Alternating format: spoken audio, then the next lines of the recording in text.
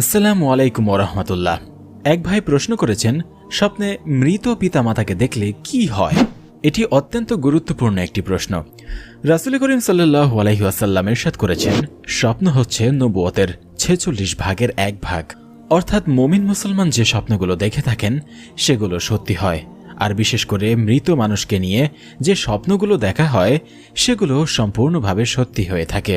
প্রিয় দর্শক, রাসূল সাল্লাল্লাহু আলাইহি ওয়াসাল্লাম বলেছেন, তোমরা স্বপ্নগুলো কোনো খারাপ মানুষের কাছে বলবে না। আর যদি তোমরা কোনো দুঃস্বপ্ন দেখো তাহলে বাঁ দিকে 3 বার থুতু ফেলে দিয়ে আল্লাহর কাছে আশ্রয় প্রার্থনা করবে। সেই সাথে পূর্বে তুমি যে কাত হয়ে শুয়েছিলে সেই কাত পরিবর্তন করে আবার ঘুমিয়ে পড়বে, এবং এই স্বপ্নের ফলে যেন কোনো ক্ষতি না হয় সে কারণে তুমি কিছু দান করতে পারো এবং আল্লাহর কাছে এর ক্ষতি থেকে আশ্রয় প্রার্থনা করতে পারো। কেননা রাসূল সাল্লাল্লাহু আলাইহি ওয়াসাল্লাম বলেন, খারাপ স্বপ্নগুলোর বিপদ আপদ